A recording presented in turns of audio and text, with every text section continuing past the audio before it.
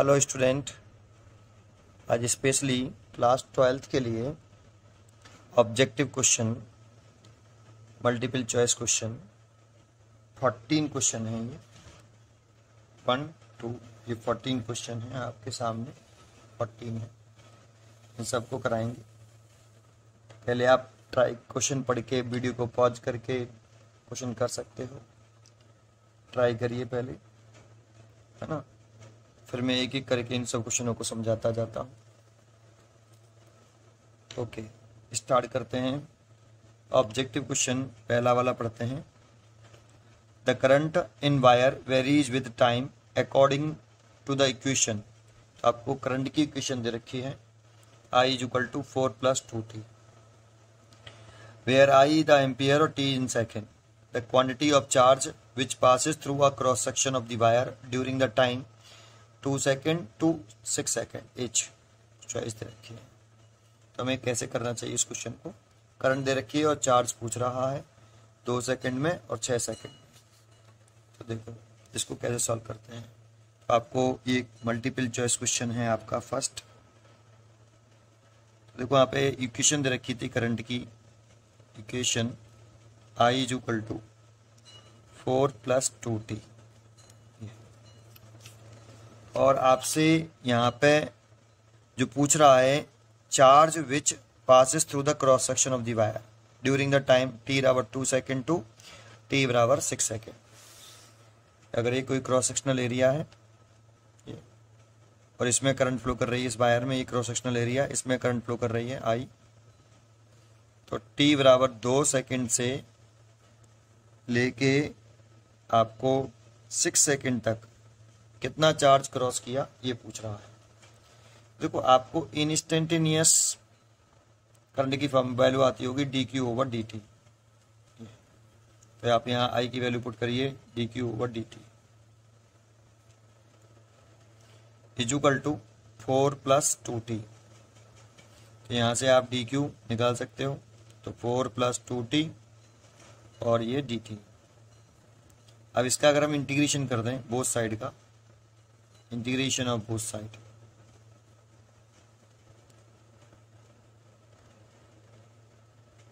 ये integration dq और ये इंटीग्रेशन 4 + 2t और ये dt। देखो यहाँ किसके रेस्पेक्ट में इंटीग्रेशन हो रहा है, t के रेस्पेक्ट में, तो लिमिट t के आएंगी। कितने सेकंड से कितने सेकंड तक करना है, 2 सेकंड से 6 सेकंड तक चार्ज निकालना है। अगर टाइम के रेस्पेक्ट में कर रहे हैं तो लिमिट टाइम की होंगी 2 से 6 सेकंड। dq का इंटीग्रेशन क्या होता है, जैसे आपने पढ़ा हो dx का इंटीग्रेशन x होता है। सो dq का इंटीग्रेशन x dq होगा, q होगा, dq का integration q, q is equal to, इसको आप लिख सकते हो पहले dt का मल्टीप्लाई करके 4 dt to 6 plus integration cross multiply कर लो दोनों तरफ से, तो ये हो गया 2t dt और 2 से 6, 4 बाहर आ जाएगा, इंटीग्रेशन dt, ये 2 है ये 4 है, प्लस 2 बाहर आ जाएगा, इंटीग्रेशन t 2 सॉरी ये 6 है और ये भी 6 है, और ये t dt। ऐसे इसमें t की पावर n dt का इंटीग्रेशन का फॉर्मूला क्या होता है, t की पावर n + 1 और ओवर n + 1, लेकिन ये फॉर्मूला वैलिड नहीं होता -1 के लिए। ऐसे देखो इसका इंटीग्रेशन तो सीधा हो जाएगा dt, इसी फॉर्मूले से कर सकते हो, n बराबर 0 रख दीजिए, n बराबर 0 है। आप ऐसे कर सकते हो dt इंटीग्रेशन है तो 1 dt है, 1 dt मतलब t की पावर 0 dt। ऐसे तो यहाँ पे n बराबर 0 पुट करिए तो t आ जाता है, तो इसकी वैल्यू होती है t, तो dt कंडीशन तो t हो गया। तो आप इसे लिख सकते हो 4t और लिमिट पुट कर सकते हो 2 से 6 प्लस t की पावर 1 है, अगर t की पावर 1 पुट करेंगे यहाँ 1 + 1 और 1 + 1, सो ये हो जाएगा 2t²/2 इसका इंटीग्रेशन, और इंटीग्रेशन होने के बाद लिमिट पुट कर लेते हैं 2/6। किसके रेस्पेक्ट में इंटीग्रेशन किया, t के रेस्पेक्ट में, तो t को रिप्लेस करके पहले अपर लिमिट माइनस लगा के लोअर लिमिट, तो 4 t को रिप्लेस किया, पहले upper limit 6 minus lower limit 2 plus ये 2 है, और ये देखो ये 2 से ये 2 कैंसिल हो गया, तो ये हटा देते हैं। पहले t को रेस्पेक्ट में इंटीग्रेशन किया तो t को रिप्लेस करके पहले अपर लिमिट 6 का स्क्वायर 36 हो गया, और 2 का स्क्वायर -4 हो गया। ये देखो ये 4 और 4 16 हो गया, यहाँ से 4 बचेगा, 4 का मल्टीप्लाई 4 में 16, और यहाँ से 36 में से जब आपका 4 जाएगा तो ये 32, और इनको ऐड करेंगे हम तो ये हो जाएगा 48 गुलाम। तो ये आपका क्यू चार्ज निकले आया। तो इसकी जो फर्स्ट चॉइस है, इसकी जो बी चॉइस है वो कंप्लीट हो गई। इसका जो फर्स्ट वाले क्वेश्चन का है वो 48 का बी पार्ट चॉइस हो गई, तो इसका बी आंसर हो गया, इसका बी राइट। ठीक है, दूसरा क्वेश्चन पढ़ते हैं। आप क्वेश्चन पढ़िए। How many electron passes through a lamp in 1 minute if the current in 300 milliampere given that the charge on n electron, मतलब एक इलेक्ट्रॉन पे जो चार्ज है उतना है। आपसे पूछ रहा है कि how many electron passes through the lamp in 1 minute if the current is 300 milliamperes।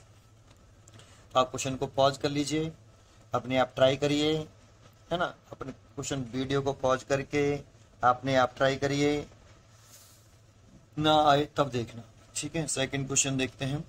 तो क्वेश्चन में कह रहा है कि एक लैंप है, जैसे ये एक लैंप है आपकी, ये इसमें जो करंट पास हो रही है आई, इधर से कोई सोर्स लग रहा हुआ है ऐसे, है ना, इसमें जो करंट फ्लो कर रही है वो 300 मिली एम्पियर ऐसे कितने मिनट में कर रही है, t equal to 1 minute, that means आप लिख सकते हो 60 सेकेंड। तो एक इलेक्ट्रॉन पे चार्ज रखा है, देखकर कितने नंबर ऑफ इलेक्ट्रॉन पास होंगे एन पूछ रहा है। आपने पढ़ा होगा कि करंट फ्लोइंग, जो करंट जो होता है flowing charge per unit time, ये फ्लोइंग चार्ज होता है, flowing charge per unit time, है ना। तो Q बराबर ये भी होता है, Q is equal to N E, क्योंकि हमें एन निकालना है, कितने इलेक्ट्रॉन जो हैं पास हो रहे हैं, how many electron passes through a lamp, N पूछ रहा है तो इसकी जगह पे एन ही लिख सकते हो, एन ई ओवर टी, और ये करंट एन पूछ रहा है तो एन इज इक्वल टू कितना हो जाएगा, आई into T divided by E. आई की जो वैल्यू दे रखी है आपको यहाँ वो 300 मिली एम्पियर, तो मिली एम्पियर को एम्पियर में जरूर चेंज कर लेना, माइनस के 3 एम्पियर, ये 300 मिली एम्पियर है तो इसे एम्पियर में चेंज करेंगे तो माइनस के 3 एम्पियर, और टाइम जो है मिनट में दे रखा था सेकंड में चेंज कर लेंगे, 60 सेकंड, 60 लिख देता हूँ, डिवाइड बाई ई की, ई चार्ज ऑन 1 इलेक्ट्रॉन कह सकते हो, या इलेक्ट्रॉनिक चार्ज, एलिमेंट्री चार्ज, इसकी वैल्यू होती है 1.6 10 की पावर माइनस के 90। देखो ये 6 इस 3 का ऐसा मल्टीप्लाई कर लें तो ये 18 हो जाएगा, और उसकी पावर 10 की पावर प्लस के 3, एक जीरो ये रही, 2 जीरो ये रही, तो 10 की पावर 3 और माइनस के 3 डिवाइड बाई, ये लिख सकते हैं 16 लिख लें, और इसके जो पॉइंट है इसको इंक्लूड कर लें तो 10 की पावर माइनस के 20, तो ये कैंसिल हो गया, 10 की पावर 0, उसकी वैल्यू 1 हो गई, और ये 3 से काट सकते हो, नहीं 2 से काट सकते हो, 2 से 9 बार और 2 से 8 बार, ये 9/8 हो गया, और ये हो गया 10 की पावर प्लस के 20 ऊपर पहुंच जाए 10 की पावर प्लस के 20।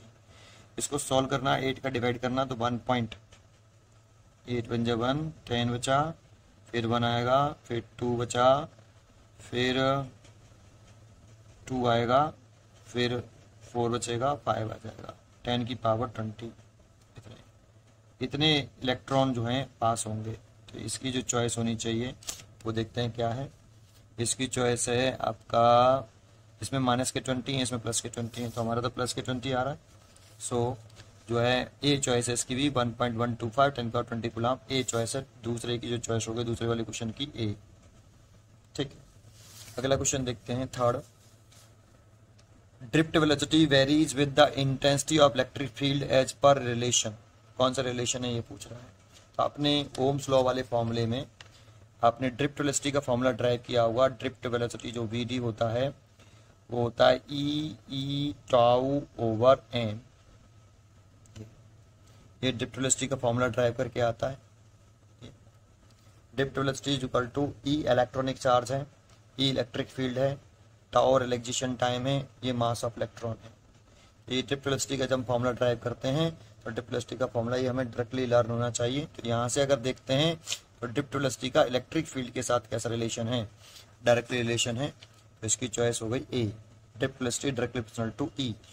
हम कह सकते हैं इसकी चॉइस है, इसकी भी चॉइस ए है। ठीक है, ये तीसरे क्वेश्चन की भी चॉइस ए है।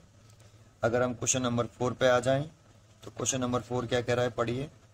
A metal wire is subjected to a constant potential difference when the temperature of metal wire increase the drift velocity of the electron is। देखो ये क्वेश्चन में कहा कि एक मेटल वायर है ऐसे, और इस मेटल वायर के एंड के क्रॉस जो पोटेंशियल डिफरेंस लगाया ऐसे, वो कांस्टेंट है, ये v, और ये कैसा है, कांस्टेंट। ये प्लस का होता है, ये माइनस का, पॉजिटिव एंड है, ये नेगेटिव, तो इलेक्ट्रिक फील्ड जनरेट हो जाता है इनसाइड दी इसके ई। अगर इसकी लेंथ एल है, एल, तो ये इलेक्ट्रिक फील्ड की जो वैल्यू होती है E is equal to V by L होती है। ठीक है, ये पढ़ा होगा आपने। तो अब क्वेश्चन में कह रहा है कि drift velocity of electron it increase in thermal velocity of electron decrease. अगर हम टेम्परेचर इंक्रीज करते हैं, a metal wire is subjected to a constant potential difference when the temperature of the metal wire increase then the drift velocity of electron in it। पहली choice है increase and drift velocity increase and thermal velocity of the electron decreases। दूसरी choice है drift velocity increase decrease और thermal velocity of electron decrease। increase thermal velocity of electron increase, decrease and thermal velocity of the electron increases। देखो पहले मैं आपको drift velocity के बारे में बोल दूं, तो देखो जैसे ये ड्रिफ्ट वेलोसिटी का फॉर्मूला यहीं लिखा है, तो drift velocity V D is equal to E, इस इलेक्ट्रिक फील्ड की जगह पे वी लिख लो, V by L, potential difference upon length. तो अब V tau over M L. अब अगर यहाँ देखोगे ना, तो ये कांस्टेंट टर्म है, मास ऑफ इलेक्ट्रॉन कांस्टेंट है फॉर गिवन वायर के लिए। अगर ये आपका मेटल वायर जो गिवन है, आपका मेटल वायर अगर ये गिवन है, इसकी लेंथ भी कांस्टेंट होगी और लेंथ भी कांस्टेंट। तो यहाँ ड्रिफ्ट वेलोसिटी का टाउ के साथ रिलेशन है, और टाउ होता है lambda upon V R M S. ये और जानते हो यहाँ जो वी आर एम एस है, ये तो ड्रिफ्ट वेलोसिटी है, ये तो कौन सी है, ये तो ड्रिफ्ट वेलोसिटी है, ये रही ड्रिफ्ट वेलोसिटी। और यहाँ जो V R M S speed है, इसको हम थर्मल स्पीड बोलते हैं, इसको हम थर्मल स्पीड कहते हैं। और इसका जो फॉर्मूला होता है वो रूट के अंदर 3kT over m।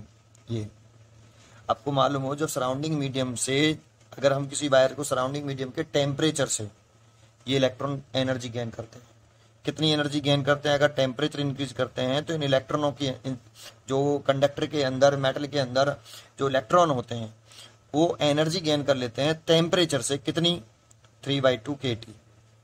K is Boltzmann constant, T temperature, और ये thermal kinetic energy of electron, इसे thermal kinetic energy of electron कहते हैं। टेम्परेचर की वजह से इसके इनसाइड जो इलेक्ट्रॉन है वो थर्मल एनर्जी अटेन करते हैं, और जब थर्मल एनर्जी गेन करते हैं तो 1/2 इसकी जगह पे काइनेटिक एनर्जी लिख सकते हैं वी आर एम एस का square is equal to 3/2 kT ऐसे।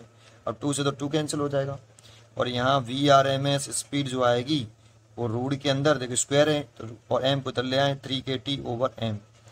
यहाँ एम मास ऑफ इलेक्ट्रॉन है, के बोल्ट्जमैन कांस्टेंट है, टी टेम्परेचर है।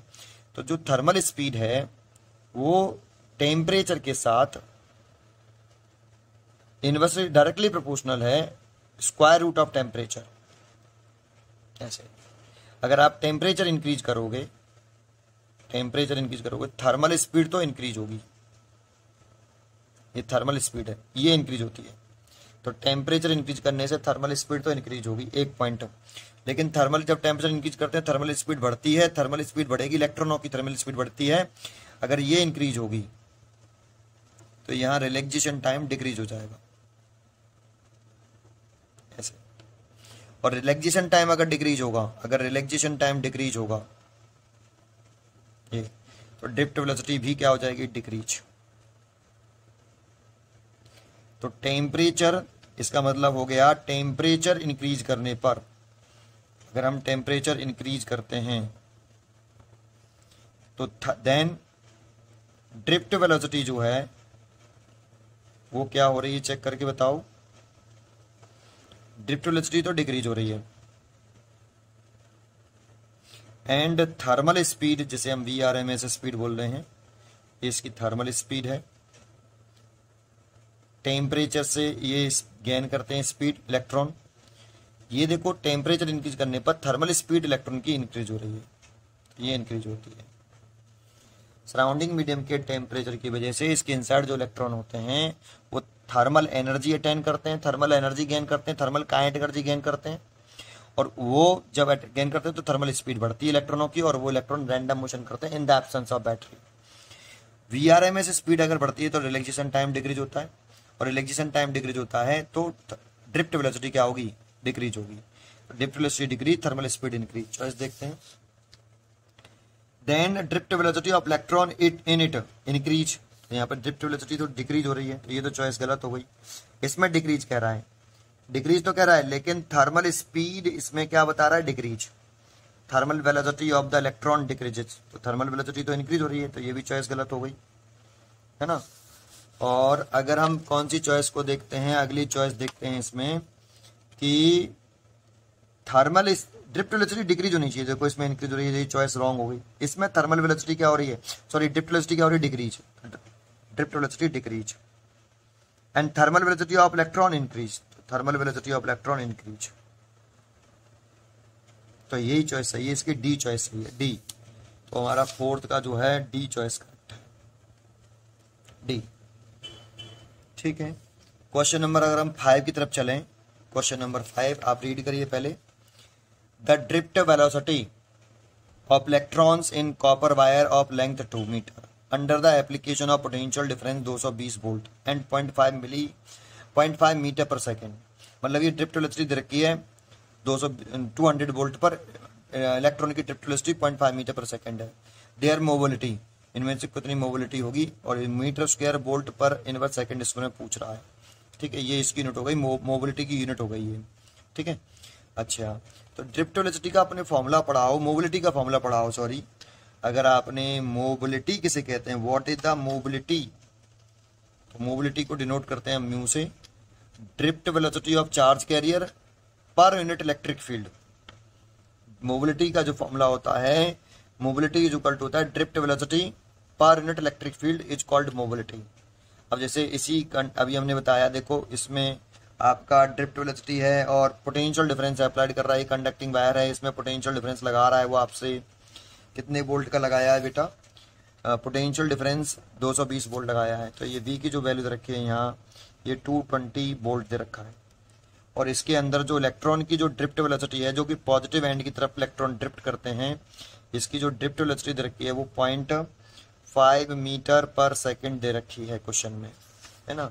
ड्रिफ्ट वेलोसिटी आपको 0.5 मीटर पर सेकंड रखी है। वायर कंडक्टिंग की लेंथ दे रखी है आपको L बराबर कितना, 2 मीटर। अब सोचो हमें इलेक्ट्रिक फील्ड चाहिए, लेकिन इलेक्ट्रिक फील्ड क्वेश्चन में गिवन नहीं है, लेकिन अभी थोड़ी देर में पहले इससे ऊपर E इज इक्वल टू आपको पढ़ाया V/L, यहाँ पर भी वही सेंटेंस, तो E की जगह पर आप क्या लिख सकते हो, E is equal to put कर सकते हो आप V/L। सो अगर आप यहाँ मोबिलिटी निकालना चाहते हो तो drift velocity divided by V, और L कहाँ पहुंच जाएगा, ऊपर। अब वैल्यू पुट कर दो, ड्रिफ्ट वेलोसिटी रखी है 0.5 मीटर पर सेकेंड, लेंथ रखी है 2 मीटर, और पोटेंशियल डिफरेंस रखा है 220 वोल्ट। तो देखो ये ऊपर हो गया 1 और नीचे हो गया 220, ऐसे। अब इसके इसमें डिवाइड करके देखना, तो ये जो वैल्यू आती है ये 4.5 के करीब आ रही है, 4.5 इंटू 10 की पावर, डिवाइड करके देखना -3, इतने meter square volt inverse second inverse आएगी ये वैल्यू इतनी। लेकिन अब इसमें चॉइस देखते हैं, तो पहली चॉइस है 2.5 10 की पावर -3, तो ये तो है नहीं है। 2.5 10 के 2, ये भी नहीं है। 5 इंटू 10 की पावर प्लस के 2, ये भी नहीं है। 5 इंटू 10 की पावर -3, तो सबसे नियरेस्ट चॉइस कौन सी है इसमें, ये 4.5 10 की पावर -3 है, तो -3 है, तो देखो 4.5 भी है, तो देखो ये -3 इसमें और -3 पहले ए चॉइस में और डी चॉइस में। लेकिन नियरेस्ट चॉइस देखें तो डी चॉइस है इसकी, है ना, सबसे नियरेस्ट चॉइस है तो डी है, तो 5 का जो है डी का ही आंसर होगा, है ना। ऐसे भी क्वेश्चन आते हैं जिसमें नियरेस्ट चॉइस अगर एग्जैक्टली नहीं आ रहा है तो जो सबसे नियरेस्ट चॉइस होती है उसको हम टिक करते हैं, तो इसमें यही चॉइस बनती है। ठीक है, ये क्वेश्चन नंबर आपका 5 का डी हो गया। 6 क्वेश्चन आप रीड करिए, तब तक मैं पेज पलट देता हूँ इसका। इसका मैंने पेज पलट दिया है और क्वेश्चन नंबर 6 देखते हैं। तो क्वेश्चन नंबर 6 कह रहा है, which of the following characteristic of the electrons determining the current in the conductor.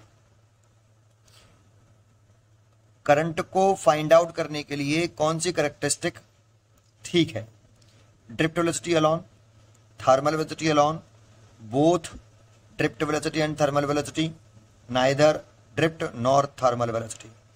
तो देखो आपने ये क्वेश्चन पढ़ लिया, मैं क्वेश्चन बताता हूं। करंट का फॉर्मूला आपने पढ़ा होगा, I बराबर NEAVD। ये फॉर्मूला ड्राइव करते हैं हम करंट में, और रिलेशन और ड्रिफ्ट वेलोसिटी में रिलेशन निकालते हैं, तो ये रिलेशन आता है। यहाँ जो N होता है ना, N, इसका नेम जो है वो होता है electron density, number electron density कह सकते हो या इलेक्ट्रॉन डेंसिटी भी कह सकते हो। ये इसका मतलब है ये नंबर ऑफ फ्री इलेक्ट्रॉन्स होते हैं per unit volume, per unit volume, और इसकी यूनिट होती है इलेक्ट्रॉन पर मीटर क्यूब। ई इलेक्ट्रॉनिक चार्ज है, ए एरिया ऑफ क्रॉस सेक्शन है, ए एरिया ऑफ क्रॉस सेक्शन है। अगर ये कोई कंडक्टिंग वायर है, इसमें हमने बैटरी जोड़ रखी है, तो इसमें एरिया क्रॉस सेक्शन ए है ये, और वीडी ड्रिफ्ट वेलोसिटी, ये पॉजिटिव एंड है, ये negative. Drift velocity of electron positive and की तरफ ड्रिफ्ट करती है बैटरी की प्रेजेंस में इलेक्ट्रॉन, और आई करंट फ्लो कर रहा है ऐसे, आपने फॉर्मूला पढ़ा होगा। तो यहां से दिख रहा है कि करंट केवल और केवल ड्रिफ्ट वेलोसिटी पे डिपेंड करती है ओनली, थर्मल वेलोसिटी पे डिपेंड नहीं करती करंट। सो इसकी जो चॉइस होगी ड्रिफ्ट वेलोसिटी अलॉन, तो इसीलिए इसकी जो 6 की जो चॉइस है वो ए है, ए वाला करेक्ट आंसर, ए वाला इसका करेक्ट आंसर है। ठीक है, अगर हम आगे 7 क्वेश्चन देखें, Ohm's law in point form in the field theory भी कह रहा है, field theory can be expressed H. तो देखो ओम्स लॉ होता है, मोस्टली बच्चे सोचते हैं कि ओम्स लॉ जो है आपका, ओम्स लॉ समझते हैं कि बच्चे V बराबर I R is Ohm's law. आपको बता दूं V बराबर आई आर ओम्स लॉ नहीं है, V बराबर आई आर ओम्स लॉ नहीं होता है, ये तो एक रेजिस्टेंस के डेफिनेशन है। जानते हो ओम्स लॉ क्या होता है? ओम्स लॉ होता है जब V और I का रेशियो कांस्टेंट रहे, ये, और ये कांस्टेंट टर्म कौन है? R। तो अगर ये बता दे हमें कि R कांस्टेंट टर्म है तो ये ओम्स लॉ है। अगर इस फॉर्मूले में जैसे V बराबर आई आर कहता और हमसे कहता हियर कि R एक कांस्टेंट टर्म है, तो मैं कहता ये ओम्स लॉ है। अगर कोई जानकारी ही नहीं दे रखी V बराबर आई आर बस ओनली, तो V बराबर आई आर को हम ओम्स लॉ नहीं कह सकते। आपको बताए कि V और I का रेशियो कांस्टेंट है, ये तो V बराबर आई आर ओम्स लॉ है। अगर आपको बताए कि V बराबर आई आर है, R एक कांस्टेंट टर्म है, तो ये ओम्स लॉ है। आपको बताए कि V और I में डायरेक्ट रिलेशन है, तो V बराबर आई आर ओम्स लॉ है। आपको बताए कि V और I के बीच में ग्राफ खींचने पर स्ट्रेट लाइन आएगा तो ओम्स लॉ है। आपको बताए कि वायर की फिजिकल कंडीशंस लाइक टेम्परेचर है, लेंथ है, एरिया क्रॉस सेक्शन है, मैकेनिकल स्ट्रेन है, कांस्टेंट है, तो V बराबर आई आर ओम्स लॉ है। आपको कोई जानकारी नहीं दी तो V बराबर आई आर ओम्स लॉ नहीं है। ठीक है, इसीलिए यहां पर V बराबर आई आर ओम्स लॉ में नहीं आएगा। फिर आपने पढ़ा हो कि वेक्टर फॉर्म क्या होती है ओम्स लॉ की, वेक्टर फॉर्म ओम्स लॉ की आपने अगर वेक्टर फॉर्म ड्राइव करी हो, vector form of Ohm's law, vector form Ohm's law की तो होती है J बराबर सिग्मा E। ये ओम्स लॉ की वेक्टर फॉर्म होती है बेटा, ये इसीलिए यहां, और ये इसकी वेक्टर फॉर्म भी है और ये माइक्रोस्कोपिक फॉर्म भी है, माइक्रोस्कोपिक फॉर्म। ये ओम्स लॉ की वेक्टर फॉर्म भी है और माइक्रोस्कोपिक फॉर्म भी है। तो J बराबर सिग्मा E आपका क्या है? यहाँ पे 7th का चॉइस आंसर है।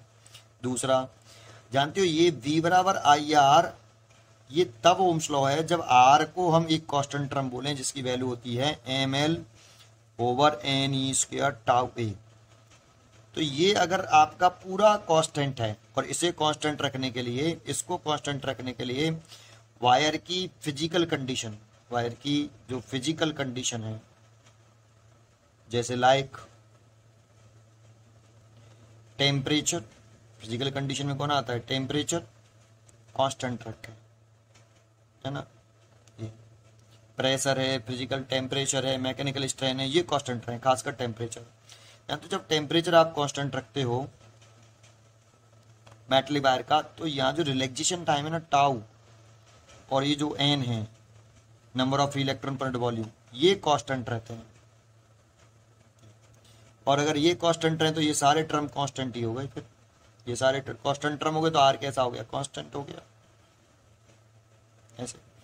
और इसको आगे बढ़ाते हैं तो जानते हो ये जो टर्म होता है ये वाला, ये जो टर्म होता है ये वाला, इसको हम रेजिस्टिविटी कह देते हैं, लेंथ बाई एरिया ऐसे। और कंडक्टिविटी जो होती है वो रेजिस्टिविटी के रेसिप्रोकल होती है ऐसे। तो ये आपका ये वाला जो फॉर्म होता है इसे मैक्रोस्कोपिक फॉर्म कहते हैं, मैक्रोस्कोपिक फॉर्म कहते हैं ओम्स लॉ की। लेकिन इसके लिए आपको ये बताना जरूरी है कि ये V बराबर आई आर अगर केवल कहता है ये ओम्स लॉ है, आपसे पूछ ले कि V बराबर आई आर ओम्स लॉ है, तो V बराबर आई आर ओम्स लॉ नहीं है भाई। आपको बताए कि V और I के बीच में डायरेक्ट रिलेशन है, V बराबर आई आर में R कांस्टेंट है, V और I का रेशियो कांस्टेंट है, उसी की फिजिकल कंडीशन कांस्टेंट है, V और I के बीच में ग्राफ स्ट्रेट लाइन है, तभी V बराबर आई आर ओम्स लॉ है। ये हमेशा ओम्स लॉ होता है, इसकी वेक्टर फॉर्म होती है मैक्रोस्कोपिक फॉर्म। और यहाँ पे भी पॉइंट फॉर्म पूछ रहा है, छोटी फॉर्म पूछ रहा है, छोटी फॉर्म पूछ रहा है, तो ये छोटी है और ये बड़ी फॉर्म है, तो ये छोटी फॉर्म पूछ रहा है इसीलिए ये टिक करेंगे। ठीक है, तो ये क्वेश्चन नंबर 7 का जो चॉइस होगी, 7 की जो क्वेश्चन नंबर 7 है, जो क्वेश्चन नंबर 7 है इसकी जो चॉइस होगी वो होगी बी, 7 का बी। ठीक है, चलिए अगला क्वेश्चन देखते हैं 8th। अगर हम 8वां क्वेश्चन देखते हैं, 8वां पढ़ लीजिए पहले आप। 8 क्वेश्चन क्या है, the resistance of wire is R ohm, it is melted. पहले एक वायर है उसका रेजिस्टेंस आर ओम है, तो देखो एक मैंने वायर ले लिया, ये रहा, इसकी लेंथ गिवन नहीं है तो लेंथ L1 मान लो, एरिया गिवन नहीं है तो एरिया क्वेश्चन R1 मान लो, और इसका रेजिस्टेंस दे रखा है क्वेश्चन में R, है ना। If it is melted and stretch to and time its original length, the new resistance will be, है ना। तो इसकी रेजिस्टेंस तो R दे रखा है तो R बराबर लिख सकते हो रो L1 बाई A1 ऐसे फर्स्ट। अब कह रहा है इस वाले वायर को हम क्या कर दें, इफ वायर को स्ट्रेच कर रहा है, if it is stretched 2n times its original length, its original length। तो देखो इसको स्ट्रेच करेंगे तो स्ट्रेच करने से ये वायर थिन हो जाएगा, थोड़ा सा ऐसे पतला हो जाएगा, n टाइम्स बढ़ा दी इसकी लेंथ, तो इसकी जो न्यू लेंथ है वो ओरिजिनल लेंथ का n टाइम्स इंक्रीज कर दी। अब अगर ये लेंथ को इंक्रीज करोगे तो इसका एरिया प्रोसेशन चेंज हो जाएगा, लेकिन स्ट्रेच करने से क्या चेंज नहीं होगा, तो जानते हो स्ट्रेच करने से आपका मास चेंज नहीं होगा, एक तो मास चेंज नहीं होगा और डेंसिटी चेंज नहीं होगी, डेंसिटी ऑफ वायर, क्योंकि डेंसिटी जो है वो मटेरियल की प्रॉपर्टी है, प्रॉपर्टी ऑफ मटेरियल, तो डेंसिटी चेंज नहीं होगी। तो स्ट्रेच करने से मास चेंज नहीं होता, डेंसिटी नहीं चेंज होती, तो डेंसिटी इक्वल टू क्या होता है, मास ओवर वॉल्यूम। भाई स्ट्रेच की तो किया है, काट के अलग तो नहीं किया आपने, इस वायर को स्ट्रेच करके लंबाई तो कर लिया है, काट के अलग नहीं किया, इसमें से कुछ निकाला नहीं, कुछ जोड़ा नहीं, तो इस वायर का मास में कोई चेंज नहीं आएगा। और density the property of material, तो डेंसिटी में भी चेंज नहीं आएगा, तो density equal to mass upon volume, density में चेंज नहीं आ रहा, मास में चेंज नहीं आ रहा, तो वॉल्यूम भी कैसे रहेगा, रिमेन सेम। तो हम लिख देंगे volume of wire is remain same, same रहेगा, स्ट्रेच करने से वॉल्यूम में चेंज नहीं होगा। अब वॉल्यूम नहीं चेंज होगा तो भाई इनिशियल स्ट्रेच करने से पहले वायर का वॉल्यूम कितना था, A1 L1, क्योंकि इस वायर की एरिया क्रॉस सेक्शन A1 है, लेंथ L1 है, तो इनिशियली स्ट्रेच करने से पहले इस वायर का जो वॉल्यूम है वो A1 L1 है, और स्ट्रेच करने के बाद इसका वॉल्यूम हो जाएगा A2 L2, स्ट्रेच करने के बाद वॉल्यूम A2 L2 हो गया। तो A1 है, L1 L1 है, A2 की वैल्यू निकालनी है, L2 की वैल्यू लिखें तो L2 की वैल्यू है NL1, तो देखो L1 से तो L1 कट गया, तो यहाँ से अगर आप एरिया प्रोसेशन निकालोगे तो A2 A1 बाई N, तो एरिया प्रोसेशन घट गया, घटना भी चाहिए। अगर देखो इसका रेजिस्टेंस निकालना है तो इसी की लेंथ, इसी का एरिया प्रोसेशन, इसका निकालना है तो इसी की लेंथ, इसी का एरिया प्रोसेशन। जानते हो एक चीज़ और कांस्टेंट रहेगी, resistivity, resistivity is also the property of material of the wire. Resistivity is the also property of material of the wire. Resistivity जो होती है वो देखो, resistivity का फॉर्मूला ये होता है rho is equal to M over N E square tau. देखो ये लिखा मैंने यहाँ पे, इसको रेजिस्टिविटी बोलते हैं, इसकी जगह पे मैंने रेजिस्टिविटी लिखा। तो ये रेजिस्टिविटी की जो वैल्यू हो गई वो M over N square tau, और मास ऑफ इलेक्ट्रॉन है N, number of free electron per volume है, और ये number of free electron per volume जो होते हैं ये मटेरियल की प्रॉपर्टी है, ये सारी चीज़ मटेरियल की प्रॉपर्टी है। लेंथ और एरिया क्रॉस सेक्शन से इंडिपेंडेंट है रेजिस्टिविटी, है ना। तो रेजिस्टिविटी सेम रहेगी, तो नया रेजिस्टेंस जो होगा R2 बराबर लिखेंगे, रेजिस्टिविटी सेम, लेंथ चेंज हो गई है और एरिया क्रॉस सेक्शन चेंज हो गया है। तो रेजिस्टिविटी तो रो है, लेंथ कितनी है L2, तो L2 हो गई है बेटा आपकी NL1, तो इसकी जगह पे तो आप NL1 लिख सकते हो। एरिया क्रॉस सेक्शन A2 की वैल्यू पुट कर सकते हो, A1 divide by N, N कहाँ पहुँच जाएगा ऊपर, तो N स्क्वायर हो जाएगा रो L1 ओवर A1, और इसकी जगह पर लिख सकते हो आप इनिशियल रेजिस्टेंस। देखो इसकी जगह पर लिख सकते हो आप initial resistance R is equal to rho L1 by A1, तो आप R2 की जो वैल्यू पुट कर सकते हो वो N स्क्वायर R पुट कर सकते हो, ये देखो ऐसे, ठीक है। तो ये आपका क्वेश्चन नंबर आपका 8th हो गया। तो 8th का आंसर है N square R, C choice हो गई, 8th का C चॉइस हो गई। अगर हम 9th क्वेश्चन में चले जाएं तो 9th क्वेश्चन देखिए क्या है, कह रहा है if ammeter in the given circuit on diagram read 2 ampere. तो देखो डायग्राम ऐसे दे रखा है, ये 2 ओम का रेजिस्टेंस दे रखा है, यहाँ एक रेजिस्टेंस दे रखा है R, और यहाँ एमीटर रीड कर रहा है, ये एमीटर, ये प्लस ये माइनस, ये एमीटर करंट रीड कर रहा है कितनी 2 एम्पियर, और यहाँ एक सेल लगी हुई है जो कितनी वोल्ट की है 6 वोल्ट की वह सेल है। तो एक बताओ यहाँ से करंट चलेगा, पॉजिटिव टर्मिनल से करंट निकलेगा, तो इसके अंदर कितनी कंटेंट करी एमीटर के अंदर आई, ये वाली आई, तो इस आई की वैल्यू ही 2 एम्पियर है। तो सर्किट में ही करंट 2 एम्पियर फ्लो कर रहा है, ऐसे जो एमीटर के अंदर करंट एंटर करती है उसी को रीड करता है, इसके अंदर आई एंटर कर रहा है, तो आई की वैल्यू कितनी 2 एम्पियर, तो I is equal to 2 ampere. अब बताओ यहाँ इस सर्किट में आई का नेम क्या है, टोटल करंट, तो I is equal to total current है, तो total current in the whole circuit, total current in whole circuit I is equal to 2 ampere है। और इस सेल का इंटरलेशंस गिवन नहीं है आपको, देखो 0 क्वेश्चन में गिवन ही नहीं है। तो ये जो ईएमएफ होता है एक्चुअल में, तो ये ईएमएफ होता है ना, लेकिन ईएमएफ है 6 वोल्ट, इंटरलेशंस है नहीं। तो total current is equal to आप फॉर्मूला लगा सकते हो, टोटल करंट आई बराबर total EMF over total resistance. ये या तो किरचॉफ्स लॉ से कर दो, सीधा एक बार किरचॉफ्स लॉ घुमा दो, आई निकले आएगा, या फिर जो है फॉर्मूला लगा दो। टोटल करंट कितने रखी है 2 एम्पियर, टोटल ईएमएफ कितना है 6 वोल्ट, और टोटल रेजिस्टेंस कहें तो 2 ओम और R ओम, तो 2 और R किस कॉम्बिनेशन में, सीरीज कॉम्बिनेशन में, सीरीज कॉम्बिनेशन में टोटल रेजिस्टेंस निकाल लो आप ऐसे, यहाँ से इसका मल्टीप्लाई कर लो, 4 + 2R इज इक्वल टू 6, यहाँ से अगर 2R की वैल्यू कैलकुलेट करोगे तो 2, R की वैल्यू आ गई 1 ओम, तो इसीलिए R is equal to 1 ohm. Check करते हैं, R is equal to 1 ohm, तो इसका 9th का A हो गया, ये 9th का A चॉइस है, ये 9th की A चॉइस है। अगर हम 10th वाले क्वेश्चन में जाएं, अगला क्वेश्चन देखते हैं 10th। अगर हम क्वेश्चन नंबर 10 देखें कि 10 क्या है, तो आप रीड करिए 10th क्वेश्चन क्या है। 10 में कह रहा है आपके क्वेश्चन में, सॉरी हिल गया यार, 10 क्वेश्चन कह रहा है कि at room temperature 27 degree the resistance of heating element is 100 ohm. What is the temperature of element if the resistance found to be 117 ohm? Given the temperature coefficient of material of the resistor इतनी। तो देखो question में एक तो हमें given है कि जब रूम टेम्परेचर होता है T1 degree Celsius room temperature मान लेते हैं, तो 27 डिग्री सेल्सियस, इस पर रेजिस्टेंस कितना दे रखा है T1, इस टेम्परेचर पर कितना रेजिस्टेंस है रूम टेम्परेचर पर 100 ओम दे रखा है, 27 डिग्री सेल्सियस पर रेजिस्टेंस है 100 ओम एलिमेंट का, हीटिंग एलिमेंट है उसका रेजिस्टेंस 100 ओम है, क्योंकि हम जानते हैं कि टेम्परेचर चेंज करने से रेजिस्टेंस चेंज होता है। तो यहाँ उसको पूछ रहा है कि what is the temperature of the element, उसी एलिमेंट का कितना टेम्परेचर रखें जिससे उसका रेजिस्टेंस चेंज हो गया है, कितना 117 ओम हो गया।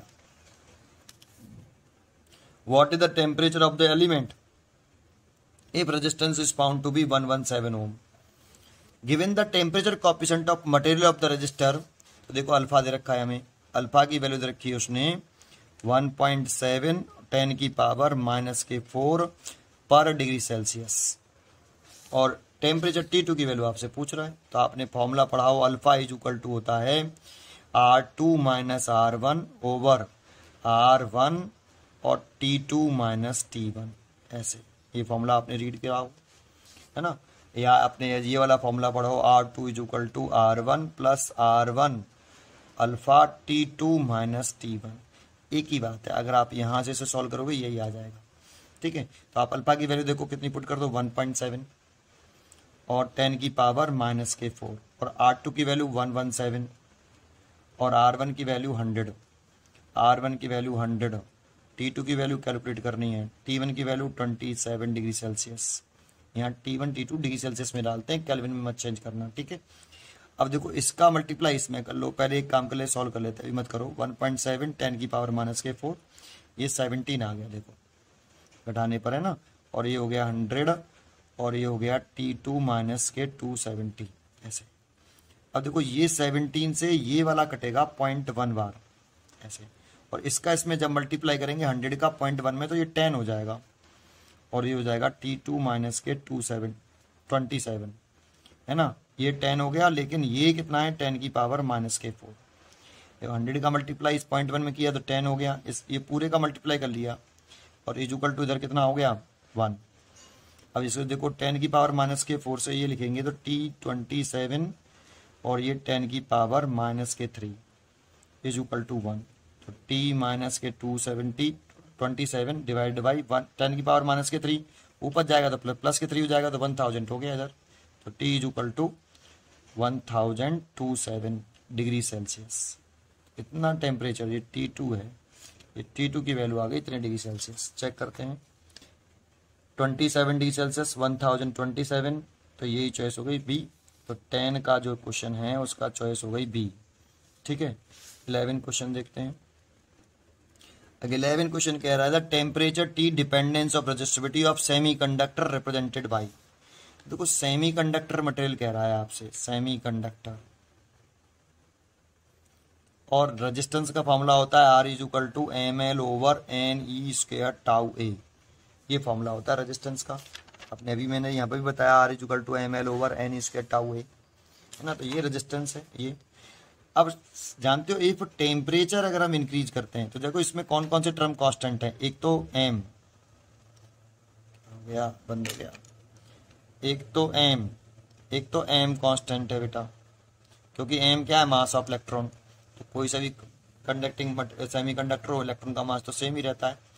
फॉर अ गिवन वायर के लिए, फॉर अ गिवन वायर, अगर हमें कोई वायर दे दिया जाए तो उसके लिए L और A, गिवन वायर के लिए L और A कांस्टेंट टर्म है ना ये। और किसकी बात करें, E और एरिया, E की बात करें तो E भी इलेक्ट्रॉनिक, M और E ये इलेक्ट्रॉन का चार्ज होता है, ये कांस्टेंट होता है, यहाँ M कांस्टेंट है, L कांस्टेंट है, E कांस्टेंट है, A कांस्टेंट है। तो यहाँ पे R का एक तो टॉय के साथ रिलेशन है और एक R का N के साथ रिलेशन है। यहाँ तो टेम्परेचर जब हम इंक्रीज करते हैं, इफ अगर हम टेम्परेचर इंक्रीज करें, टेम्परेचर इंक्रीज करते हैं, अगर हम टेम्परेचर इंक्रीज करते हैं तो टेम्परेचर इंक्रीज करने पर टाउ जो है वो अभी बताया था आपको मैंने पीछे VRMS स्पीड से, यहाँ बताया था, देखो इस जगह पर ये रहा। अगर हम टेम्परेचर इंक्रीज करते हैं तो टेम्परेचर इंक्रीज करने से VRMS स्पीड इंक्रीज होती है, और VRMS स्पीड जब इंक्रीज होती है तो रिलैक्सेशन टाइम डिक्रीज होता है। तो टेम्परेचर इंक्रीज करने पर रिलैक्सेशन टाइम पर क्या इफेक्ट पड़ता है, डिक्रीज होता है। तो टेम्परेचर इंक्रीज करने पर जो रिलैक्सेशन टाइम है दैट मीन्स टाउ है, रिलैक्सेशन टाइम है टाउ, ये डिक्रीज होता है, ये डिक्रीज।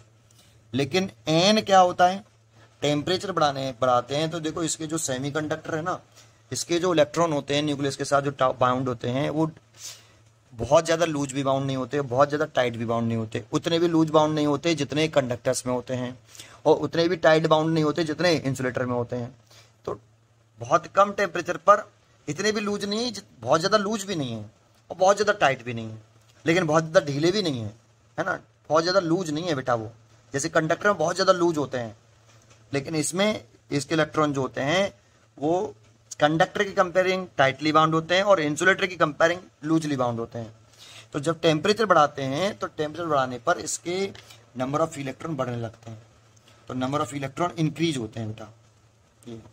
लेकिन टेम्परेचर इंक्रीज करने पर इसकी वैल्यू में, टॉय की वैल्यू में जो डिक्रीमेंट है वो कम है और इन ज़्यादा होता है। अगर हम टॉय टेम्परेचर इंक्रीज करते हैं तो एन की वैल्यू में इंक्रीमेंट ज़्यादा होता है एज कम्पेयर टू टॉय के डिक्रीमेंट से। तो फाइनल इफेक्ट किसका रहेगा, एन का या टॉय का? तो एन का, और एन का रहेगा तो एन इंक्रीज होने से क्या होगा, रेजिस्टेंस डिक्रीज हो जाएगा। तो फाइनली अब समझ लो सेमीकंडक्टर में एन से डिसाइड होता है। टेम्परेचर इंक्रीज करने पर number of electron per volume increase होते हैं, और ये अगर इंक्रीज होंगे तो एन इंक्रीज होने से रेजिस्टेंस डिक्रीज हो जाएगा सेमीकंडक्टर का। तो सेमीकंडक्टर्स में टेम्परेचर बढ़ाने पर रेजिस्टेंस डिक्रीज होता है। तो आंसर क्या है देखते हैं। अच्छे ग्राफ पूछ रहा है ना, तो ग्राफ बनाएंगे तो देखो भाई टेम्परेचर इंक्रीज करने पर रेजिस्टेंस अगर डिक्रीज हो रहा है तो रेजिस्टिविटी भी डिक्रीज होगी। रेजिस्टिविटी का भी यही रिलेशन है भाई, resistivity is equal to M over N E square tau.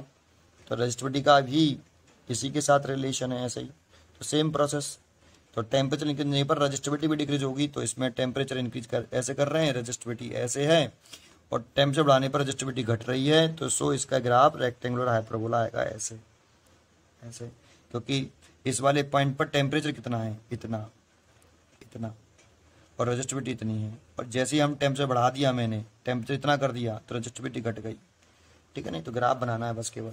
So C choice सही है। तो 11 का आपका सी करेक्ट है। अगर हम 12 क्वेश्चन की तरफ चलें, क्वेश्चन नंबर 12, तो क्वेश्चन नंबर 12 देखिए, the temperature coefficient of resistance of an alloy used to making register. यानी तो जो एलॉय होता है, एलॉय ये बहुत सारे मेटल्स को मिक्स करके बनाया जाता है, और इसका जो टेम्परेचर कोएफिशिएंट ऑफ रेजिस्टेंस होता है वो अप्रोक्सीमेट 0 होता है। ऐसे बोलते हैं अप्रोक्सीमेट 0, एग्जैक्टली 0 नहीं होता। अल्फा की जो वैल्यू होती है, आप ये भी कह सकते हो अप्रोक्सीमेट 0 का मतलब एग्जैक्टली 0 नहीं है, वेरी वेरी स्मॉल वैल्यू है इसकी।